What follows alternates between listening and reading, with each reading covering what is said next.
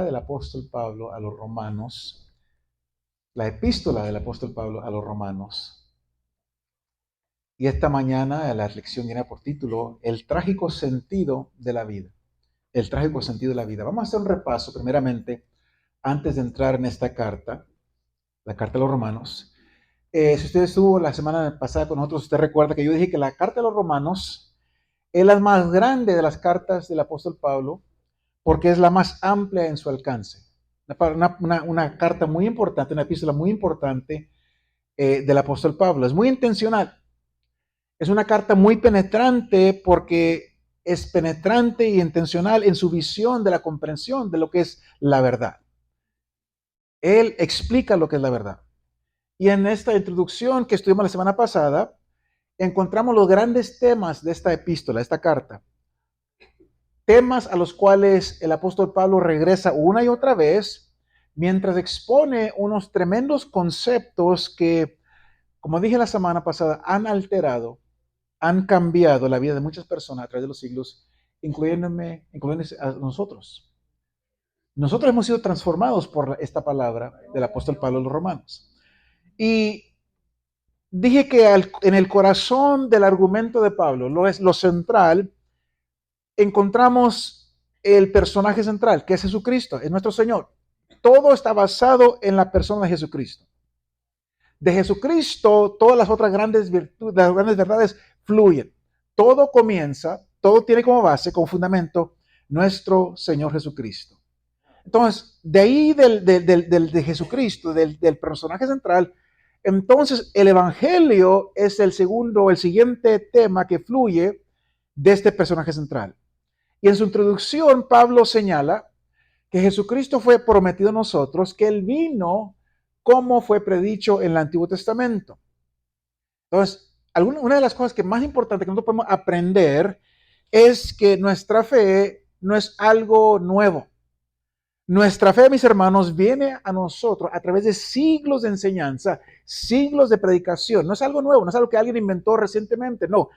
Jesucristo, la persona de Jesucristo, fue predicha aún desde el Antiguo Testamento.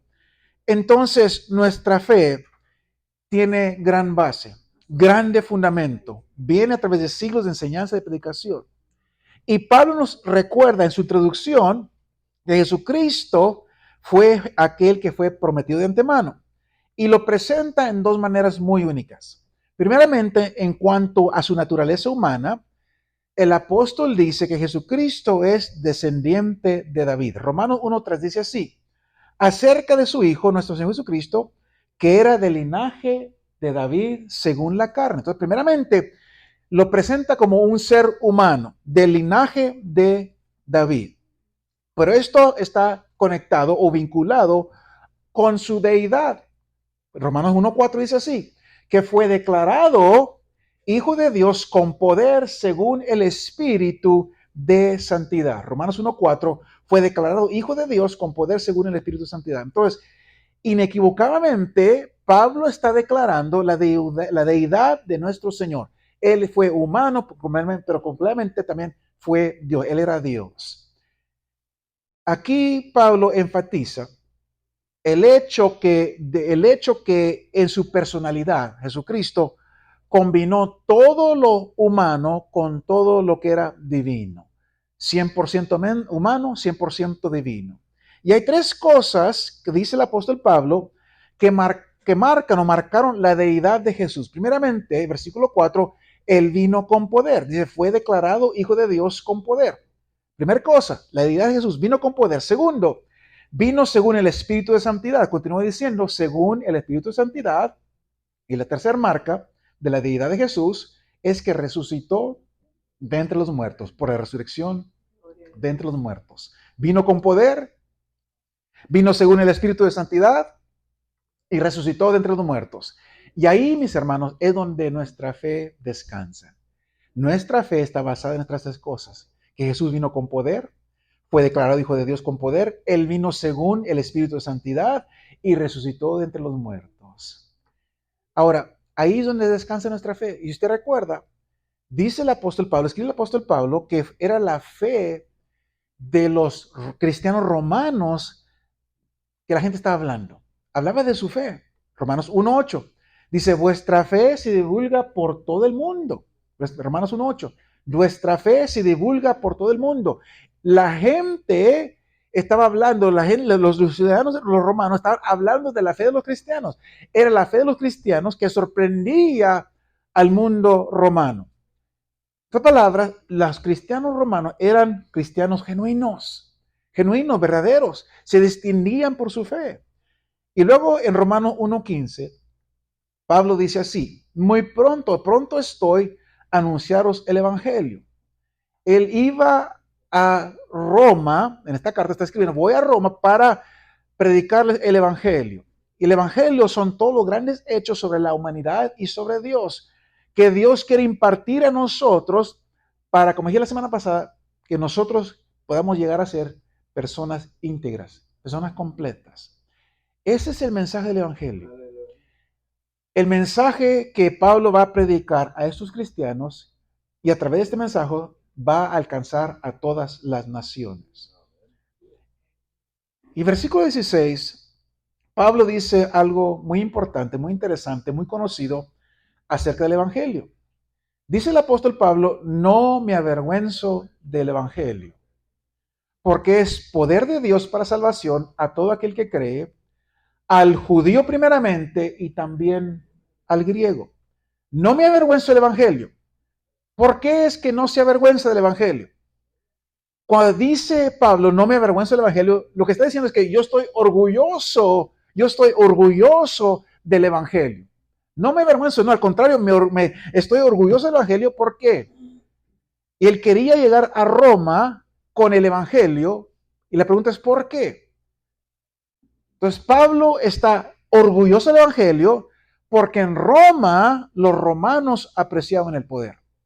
Eran poderosos, personas poderosas. Ellos se enorgullecían de su poder.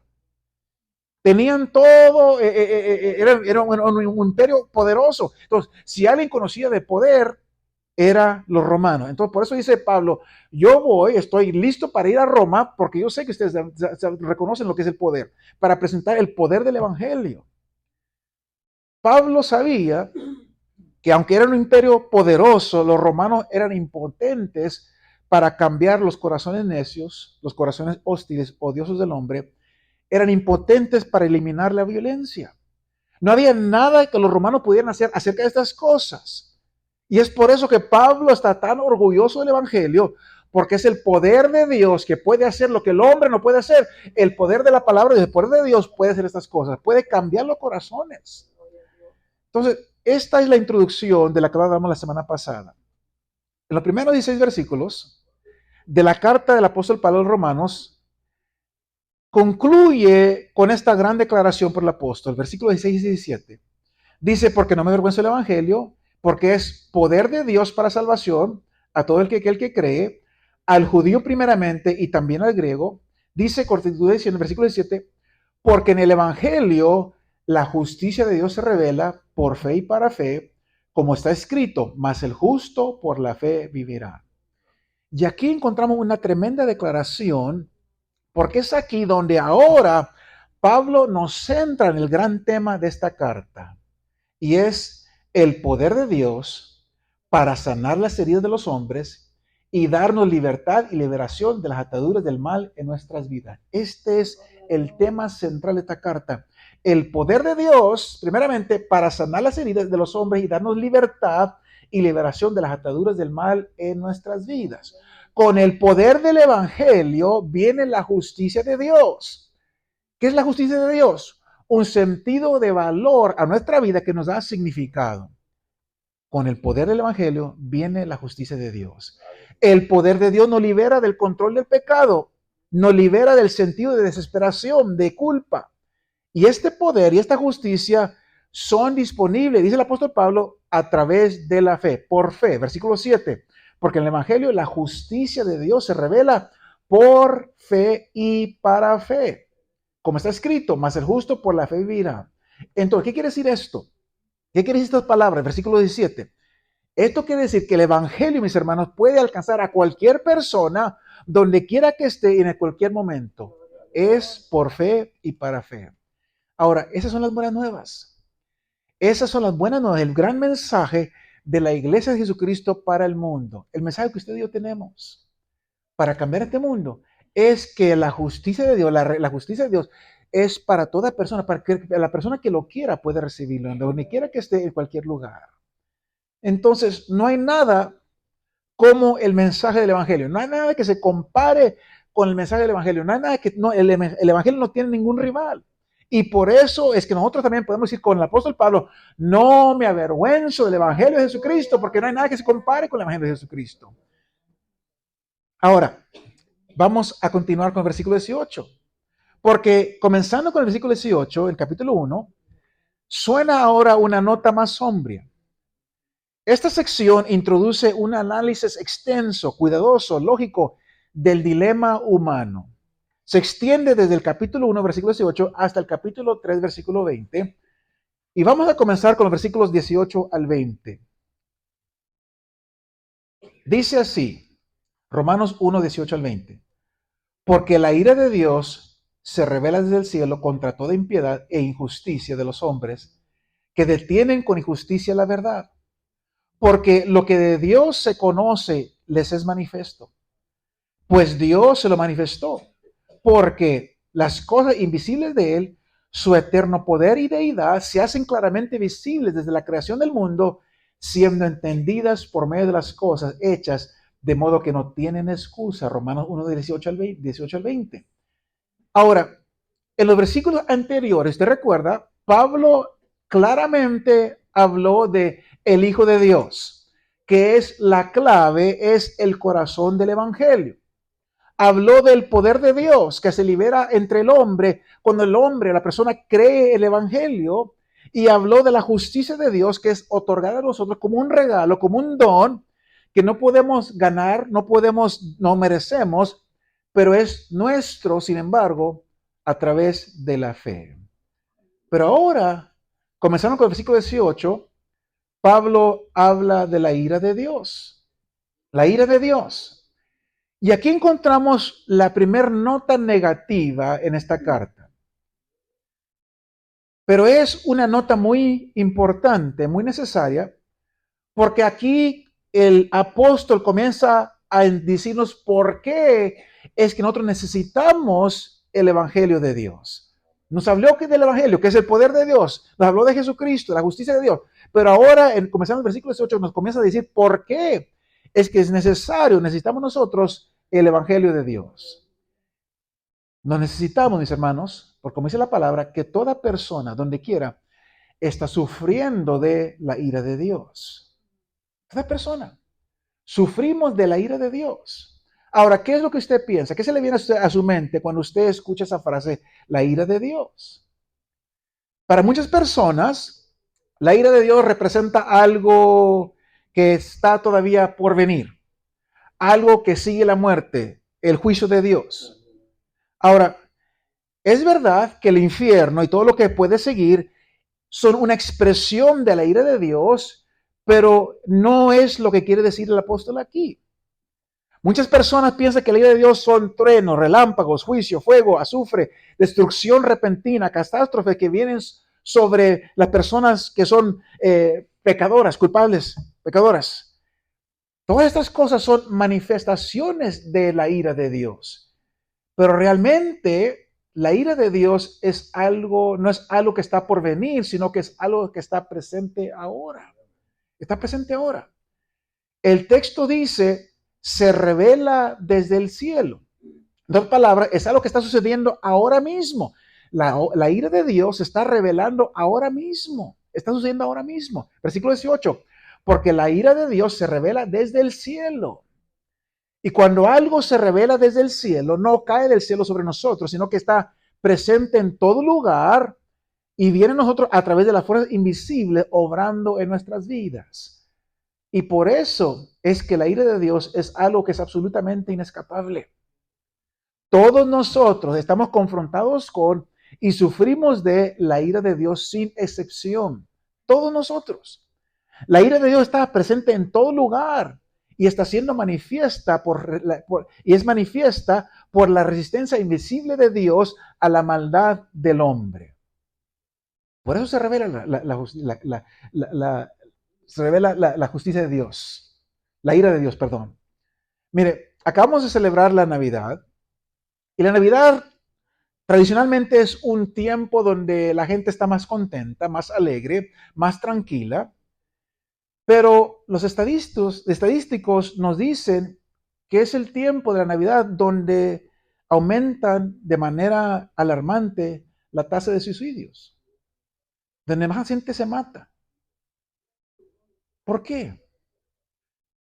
Si usted ha experimentado la soledad, usted sabe que esos días de alegría, de gozo para muchas personas, son de las personas que se sienten solas, se sienten más deprimidas. Y por eso se suicidan. El dolor y la pena son más oscuros, más sombríos durante estos tiempos festivos que en cualquier otro tiempo. ¿A qué se debe eso? ¿A qué se debe eso? Es debido a la ira de Dios. La resistencia de Dios contra la maldad humana crea un sentido de tragedia, de oscuridad con la que vivimos. Mire, creo que Moisés lo expresa perfectamente en el Salmo 90. Vaya conmigo al Salmo 90. Hablando de la ira de Dios, Moisés dice estas palabras, versículos 9 al 11. Dice, porque todos nuestros días declinan a causa de tu ira. Todos nuestros días declinan a causa de tu ira. Acabamos nuestros años como un pensamiento. Los días de nuestra edad son 70 años y si en los más robustos son 80 años. Con todo, su fortaleza es molestia y trabajo, porque pronto pasan y volamos. Dice y hace la pregunta, ¿quién conoce el poder de tu ira y tu indignación según debe ser temido? Nuestra vida es una vida donde sentimos tragedia, pasamos por oscuridad y todo se debe a la ira de Dios. La frecuencia de la vida, el dolor, la tragedia de la vida son parte de lo que Pablo captura aquí bajo la frase, la ira de Dios se revela desde el cielo. Nadie se escapa a la ira de Dios, es revelada. Tenemos que enfrentarlo. El resto del versículo 18, ahora nos revela la causa de esta ira. ¿Por qué la ira del Señor se revela sobre nosotros? Dice el versículo, continúa el apóstol diciendo de esta manera, toda impiedad e injusticia de los hombres que detienen con injusticia la verdad. Ahí está la causa. ¿Por qué es que la ira de Dios se revela desde el cielo contra nosotros? Por causa de toda impiedad e injusticia de los hombres que detienen con injusticia la verdad. Eso causa la ira de Dios. El aspecto trágico de la vida es causado por las actitudes del hombre, que los hombres tienen, y las acciones que siguen.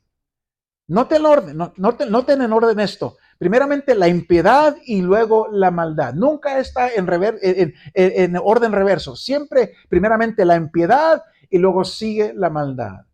Y es la actitud impía la que produce acciones malvadas. Y es por eso que la ira de Dios se está constantemente revelando desde el cielo contra la humanidad. Ahora, ¿qué es impiedad? ¿Qué es impiedad? La impiedad no es necesariamente ateísmo, la creencia que Dios no existe, no es eso. La impiedad, mis hermanos, es actuar como si Dios no existiera. La palabra ignorar a Dios. Ignorar a Dios. Y esta actitud es muy extendida en nuestra sociedad hoy en día. Lo llamamos nosotros la actitud secular. Ignorar a Dios es la actitud secular. Ahora, no necesariamente niegan que existe un Dios, pero no lo tienen en cuenta. No niegan que existe Dios, pero no lo tienen en cuenta. No esperan que Él esté activo en ninguna cosa. Esta actitud de impiedad es de la cual el apóstol está hablando aquí. Y como resultado de la impiedad hay injusticia, hay maldad, hay actos egoístas, hay actos dañinos de los hombres entre sí. ¿Por qué es que actuamos a veces egoístamente? ¿Por qué nos lastimamos los unos a los otros? Simplemente dice el apóstol, porque ignoramos a Dios. Este es el análisis del apóstol Pablo. Por medio de estos actos hirientes y egoístas, suprimimos la verdad. Se suprime la verdad. Y ese es el problema. Aquí estamos en un mundo en el cual la verdad de Dios La vemos en todo alrededor, nuestro alrededor. Está irrumpiendo a nuestro alrededor, pero estamos muy ocupados cubriéndola, escondiéndola, suprimiéndola, evitando que sea prominente y dominante en nuestro pensamiento.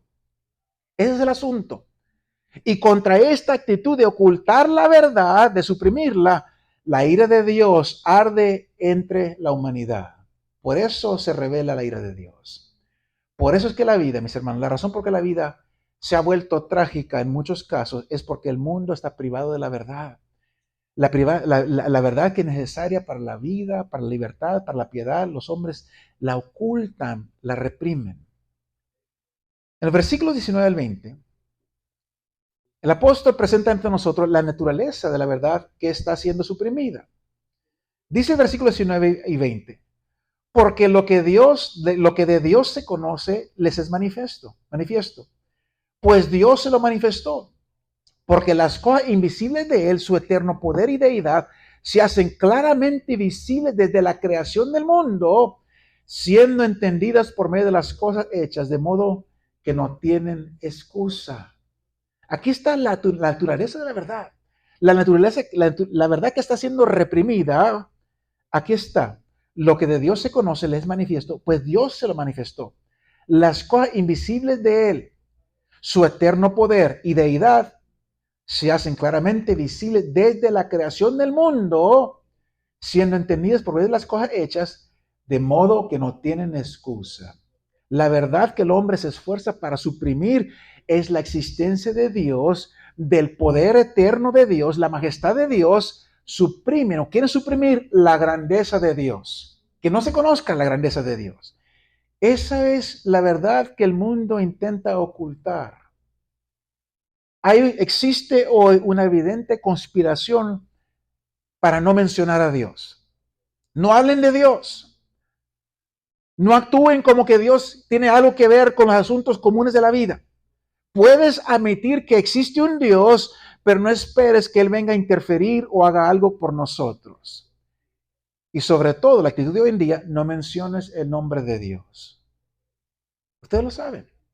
En nuestra sociedad no quieren que se mencione a Dios para nada. Y no es extraño que el hombre en su pequeñez, en su debilidad, pase la vida actuando como si no existe Dios. Esta es la verdad que el hombre quiere reprimir. Ahora, a veces no pueden evadir el hecho de Dios y cuando ven en esos momentos, ellos tienen que hablar de Dios, pero en vez de hablar de Dios, en vez de mencionar el nombre de Dios, lo llaman algo más, algo diferente. Le llaman la naturaleza. En vez de hablar de Dios, lo llaman la naturaleza. La naturaleza es responsable por la manera que somos. La naturaleza es lo que somos, el total de todo el fenómeno del mundo natural. Y es simplemente una manera de evitar mencionar que Dios está obrando en los asuntos de la humanidad. Quieren suprimir la verdad, que no se hable de Dios. Ahora, ¿cómo ha aclarado Dios la verdad? La palabra nos dice claramente que Dios se reveló a sí mismo al hombre. Dios se revela a sí mismo a nosotros. Entonces, la verdad no es algo vago, no es algo invisible, no es algo difícil de comprender. Es claramente visible, dice la palabra del Señor. Dios mismo se aseguró de esto. ¿Cómo? Dice el versículo 20. Porque las cosas invisibles de Él, de Dios, su eterno poder y deidad, se hacen, como dice, claramente visibles desde la creación del mundo, siendo entendidas por medio de las cosas hechas, de modo que no tienen excusa. No hay excusa porque desde la creación del mundo es visible que hay un Dios, existe Dios, un Dios poderoso. Ha estado presente, siempre presente en todas las cosas. Nadie queda afuera. Todo lo que leemos desde esta revelación es que nadie tiene excusa. Todos podemos ver, simplemente al ver la creación, al ver todo lo que está alrededor, tenemos que reconocer que existe un Dios. El que realmente quiera encontrar a Dios lo va a encontrar. El que realmente busca a Dios lo va a encontrar. Uno de los grandes versículos que confronta ese problema de lo que sucede, ¿qué sucede con aquellas personas que nunca han escuchado el Evangelio? Ustedes han escuchado eso. ¿Y qué hay aquellas personas que nunca han escuchado el Evangelio de Jesucristo? ¿Cómo van a saber que existe un Dios? Bueno, Hebreos 11, versículo 6, es un versículo que es un gran versículo para confrontar este problema. Dice así, Hebreos 11, versículo 6. Es necesario que el que se acerca a Dios, crea que le hay y que es galardonador de los que le buscan. Dos cosas son necesarias. Primeramente, la persona que realmente quiere saber si existe un Dios, si Dios es, necesita creer que Dios está ahí. Mire, versículo 20 dice que todo en la vida nos dice que existe Dios. Usted ve la naturaleza, todo está perfectamente creado. Nos habla de que existe un Dios. Todo lo del hombre mismo nos dice que Dios ha aplanado todas estas cosas. Es la cosa más fácil en el universo, es creer que existe Dios. Lo más fácil. Al ver todo, alguien tuvo que haber hecho. Es más fácil creer que existe Dios. Es difícil, tienes que trabajar en convencerte a ti mismo que no existe Dios. Si realmente no quieres creer, entonces tienes que trabajar para convencerte a ti mismo, porque todo nos indica que existe Dios. Dios es. Entonces, simplemente al ver los hechos y creerlos, aceptar el hecho que Dios está ahí. Aquellos que nunca han escuchado el Evangelio, primeramente necesitan creer que Dios es. Y segundo, deben diligentemente buscarle. Las Escrituras nos prometen que si nosotros buscamos al Señor, Él nos dará más luz sobre sí mismo y esa luz eventualmente nos llevará, como dice la Escritura, al conocimiento de Jesucristo, porque sin el Hijo nadie puede venir al Padre. Dice Hechos capítulo 4, versículo 12. En ningún otro hay salvación, porque no hay otro nombre bajo el cielo dado a los hombres en que podamos ser salvos, solamente en el nombre de nuestro Señor y Salvador Jesucristo. Entonces todo comienza con la revelación que está en la naturaleza y nosotros mismos sobre la majestad y el poder y la grandeza de Dios. Ese es el argumento del apóstol Pablo a los romanos. Todo se hace claramente visible desde la creación. Las cosas invisibles de Dios, el poder, su eterno poder, su deidad, se hace claramente visible desde la creación del mundo. Ahora, los versículos 21 al 23, ahí ahora el apóstol nos entra en detalle cómo es que los hombres suprimen la verdad acerca de Dios. Versículo 21 al 23. Dice, pues habiendo conocido a Dios, no le glorificaron como Dios, ni le dieron gracias. Aunque pueden verlo, aunque pueden ver en la creación que Dios existe, no le glorificaron como Dios, ni le dieron gracias, sino que se envanecieron en sus razonamientos y su necio corazón fue entenebrecido. Profesando ser sabios, se hicieron necios y cambiaron la gloria del Dios incorruptible en semejanza de imagen de hombre corruptible, de aves, de cuadrúpedos y de reptiles. Aquí se nos trazan tres pasos y los efectos que tienen sobre la humanidad, la raza. Primeramente, no glorifican a Dios, ni le dan gracia. Versículo 21. Pues habiendo conocido a Dios, no le glorificaron como a Dios, ni le dieron gracia. En otras palabras, ignoraron a Dios. Aunque lo ven en la creación, aunque pueden reconocer que alguien tuvo que hacer todas estas cosas, aún así lo ignoran. Y es aquí una conspiración de silencio. Es por eso que hoy en día hay una gran resistencia con que se lea la Biblia en un evento público. Los atletas ya no pueden orar antes del juego. Antes nos hincaban a orar antes del juego. No, ya no pueden hacer eso. Ignoran a Dios. No lo glorifican. No le dan gracias. No quieren admitir que existe un Dios. El hombre, la humanidad resiste reconocer la presencia de Dios. Y los efectos de eso son inmediatos. Pablo dice que dos cosas inmediatamente son creadas en nuestra sociedad con esta actitud prevalece. Versículo 21. ¿Qué sucede cuando ignoran a Dios? Se envanecieron en sus razonamientos y segundo, su necio corazón fue entenebrecido. Primeramente, se envanecieron en su razonamiento. El razonamiento, el pensamiento del hombre se convierte inútil. Y segundo, su necio corazón fue entenebrecido. Los corazones de las personas se oscurecen. El pensamiento inútil significa que las ideas, los procedimientos, los programas inteligentes se desmoronan, se desmoronan y quedan en nada. Cuando los corazones se oscurecen, mis hermanos, es cuando la gente pierde la compasión, la conciencia de la lucha, de la necesidad de otras personas. La gente que tiene necesidad clama por ayuda y la humanidad, ¿qué hace? Los ignora. No quieren involucrarse. Lo estamos viviendo nosotros. ¿Por qué? Porque la gente en nuestra ciudad ignora a Dios. Ya no nos importa la gente. No nos importa la necesidad de otras personas. Y eso, dice el apóstol, es un resultado de ignorar a Dios. El corazón se hace duro. El primer recurso que emplean los hombres para suprimir la verdad de Dios es ignorar a Dios.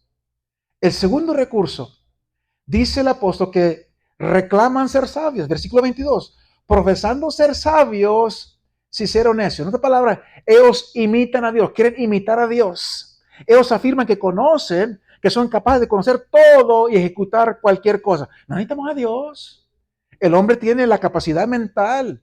El hombre tiene la capacidad de hacer lo que quiera, lo que ponga en su mente, se resuelve hacerlo y lo hace. Entonces, hacen un lado a Dios, quieren imitar a Dios, que ellos son tan capaces como Dios. Y dice el apóstol que el resultado de esto, se vuelven necios. En vez de llegar a ser como Dios, se vuelven necios. Y el tercer recurso que emplean los hombres para suprimir la verdad es que cambian la gloria de un Dios inmortal por imágenes hechas por hombres mortales. Versículo 23. Dice, y cambiaron la gloria del Dios incorruptible en semejanza de hombre corruptible, de aves, de cuadrúpedos y de reptiles. Qué triste. El hombre intentando suprimir la verdad de Dios, reprimir la verdad de Dios, cambia la gloria del Dios eterno por imágenes. Imágenes hechas como hombres moribundos, como aves, como animales, como reptiles. Yo quiero que usted observe el orden descendente.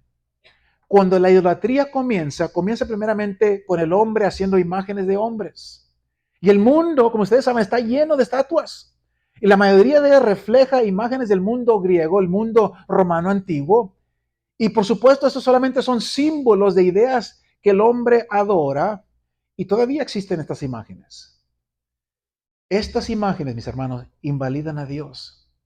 Lo degradan al sustituir a Dios por algo y hacer que Dios parezca menos de lo que es. Eso es lo que la idolatría hace. Es una fuerza muy destructiva en los asuntos de la humanidad. La idolatría comienza primero con el hombre y luego las aves y luego los animales y finalmente termina con los reptiles. El hombre está en un extremo y la serpiente está en el otro extremo. Y los efectos de la idolatría sobre la sociedad son profundos, son terribles de contemplar. Y lo triste, mis hermanos, es que nosotros estamos justo donde estaban estas personas. Así como tan fuertemente le está hablando Pablo a los cristianos romanos, así nos encontramos ahora nosotros en nuestra sociedad. Nosotros estamos viendo lo que sucede en una sociedad cuando el hombre comienza a adorar a los hombres, comienza a adorar a las aves, a los animales, a los reptiles, a las ideas que representan. Por eso estamos como estamos, en la condición que estamos en este mundo, porque quiere el hombre ocultar la verdad que Dios existe, que Dios es. Pero lo sorprendente para mí es que en esta descripción de la ira de Dios, esta ira de Dios se presenta o se enfrenta total y plenamente con la justicia de Dios. Es verdad que existe la ira de Dios, pero también existe la justicia de Dios. Y la justicia de Dios, mis hermanos, borra la ira de Dios. Déjenme repetirlo.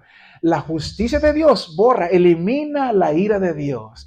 Y eso es lo que sana nuestras heridas, lo que corrige nuestros errores, lo que da un sentido de paz, de gozo, de perdón al corazón. ¿Por qué? Porque la justicia de Dios borra la ira de Dios.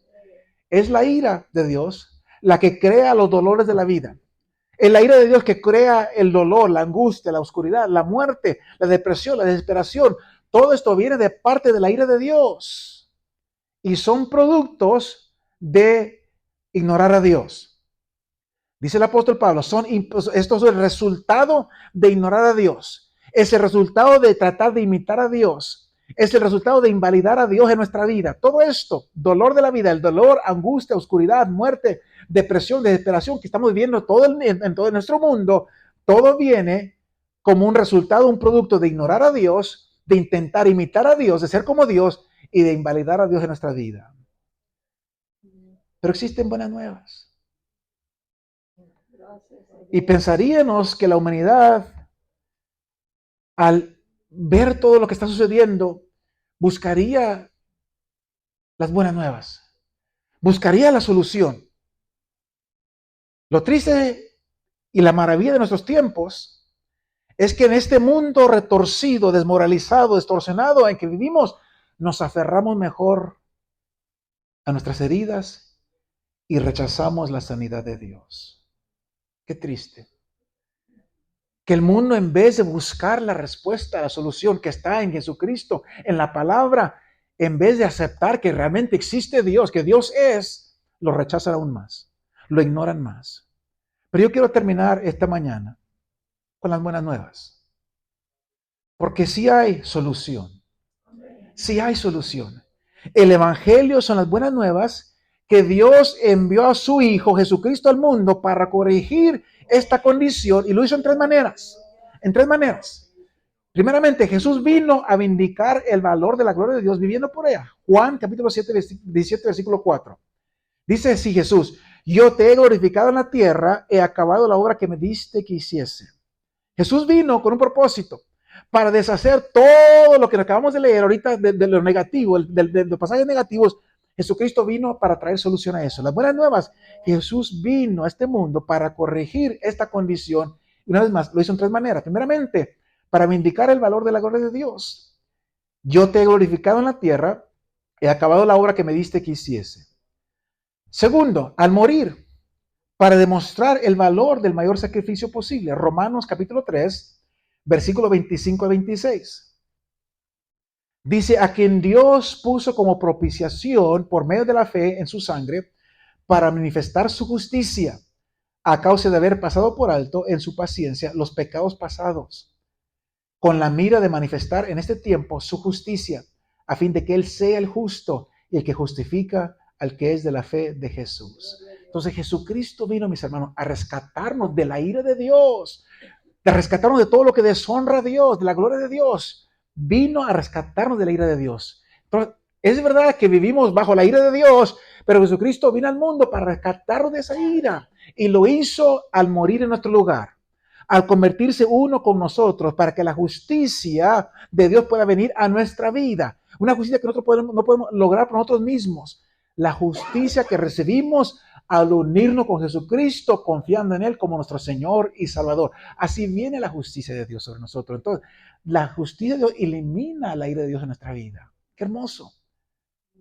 Dice Romanos 3:24, siendo justificados gratuitamente por su gracia, mediante la redención que es en Cristo Jesús. Segunda de Corintios 5:21, al que no conoció pecado, Jesús, por nosotros lo hizo pecado. ¿Para qué? Para que nosotros fuésemos hechos justicia de Dios en Él. La justicia de Dios elimina la ira de Dios en nuestra vida.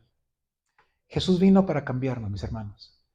Para cambiarnos, para ser las personas, el tipo de personas que realmente valoramos la gloria de Dios sobre todas las cosas.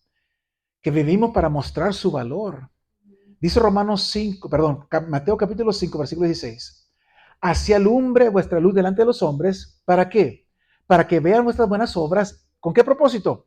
Para que glorifiquen a vuestro Padre que está en los cielos. Nuestro propósito es nosotros ser el tipo de personas que damos valor a la gloria de Dios, que demostramos la gloria de Dios en nuestra vida, para glorificar a Dios a través de nosotros. Dice 1 Corintios capítulo 10, versículo 31. Si pues coméis o bebéis o hacéis otra cosa, ¿para qué lo hacemos? Para todo lo hacemos para la gloria de Dios, para dar honra y gloria a nuestro Dios. Y dice en 1 Pedro capítulo 4, versículo 11. Si alguno habla, hable conforme a las palabras de Dios. Si alguno ministra, ministre conforme al poder que Dios da. ¿Para qué? para que en todo sea Dios glorificado por Jesucristo, a quien pertenece la gloria y el imperio por los siglos de los siglos. Amén. A Él le pertenece toda la gloria, la honra y el honor. Entonces, a través de nosotros también como Jesucristo, damos valor a la gloria de Dios. Ahora vaya conmigo a Romanos capítulo 15, versículos 8 y 9. Romanos capítulo 15. ¿Para qué vino Cristo? ¿Por qué hay un evangelio cristiano? ¿Por qué un libro de Romanos? ¿Por qué salvar nuestras almas? ¿Por qué la iglesia Maranata? Bueno, vamos a ver. Aquí está la respuesta de Pablo. Y está en respuesta directa, una respuesta directa al problema del deshonor de Dios, de la falta de honor de Dios en el mundo y en nuestras vidas. Dice así: pues os digo que Cristo Jesús vino a ser siervo de la circuncisión para mostrar la verdad de Dios, para confirmar los problemas, las promesas hechas a los padres. Luego versículo 10, y para que los gentiles glorifiquen a Dios por su misericordia, como está escrito, por tanto yo te confesaré entre los gentiles y cantaré tu nombre. Entonces, Pablo menciona aquí primeramente un propósito, el propósito de la venida de Jesucristo en relación a los judíos. Y luego menciona un propósito de la venida de Jesucristo en relación a los gentiles. Primeramente, para los gentiles, para los judíos. Para los judíos, Jesucristo vino para confirmar la confiabilidad de Dios, reivindicar su veracidad, que Dios realmente es. En otras palabras, para confirmar y restaurar el honor de Dios, la integridad de Dios. Para eso vino Cristo, primeramente a los judíos. Pero para nosotros los gentiles, versículo 9 dice que Jesucristo vino para que los gentiles glorifiquen a Dios por su misericordia.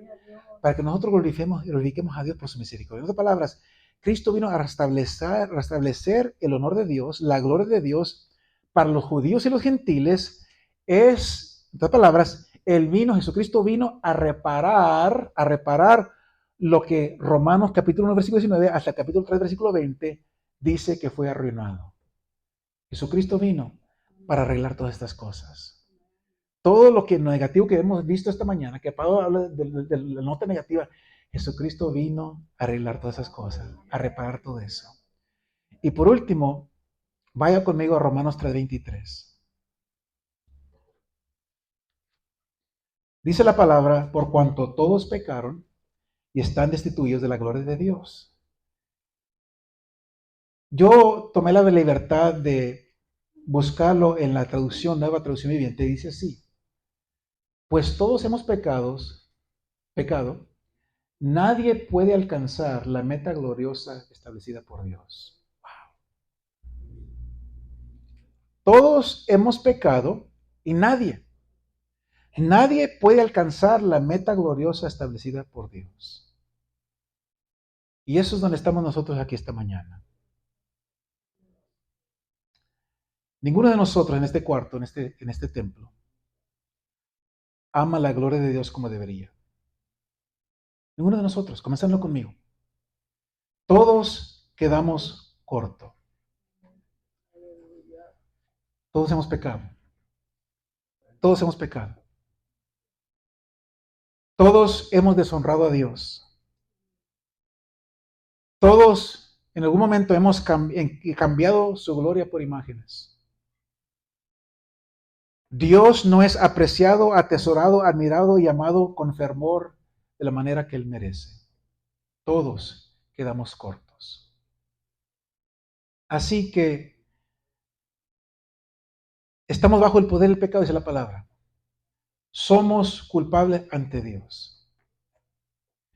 Y la única esperanza, nuestra única esperanza, está en lo que acabamos de estudiar esta mañana. Jesucristo vino a este mundo a cambiar eso. Él vino a reivindicar al Dios que nosotros hemos menospreciado. Jesucristo vino a cancelar todo eso por nosotros. Jesucristo vino a vestirnos de una justicia que nosotros no podemos proporcionar por nosotros mismos. Él vino para transformarnos, para ser el tipo de personas que nos deleitamos en la gloria de Dios, que honramos a Dios sobre todas las cosas. Entonces, esta mañana, yo le invito conmigo que terminemos con un tiempo de oración para que Dios venga y nos salve de nuestra incredulidad y que Dios permita que nosotros lleguemos a ser las personas que Él quiere que nosotros seamos para su honra y su gloria. Incline su rostro ahí donde está. Si usted puede hincarse ahí donde se puede hincar, si usted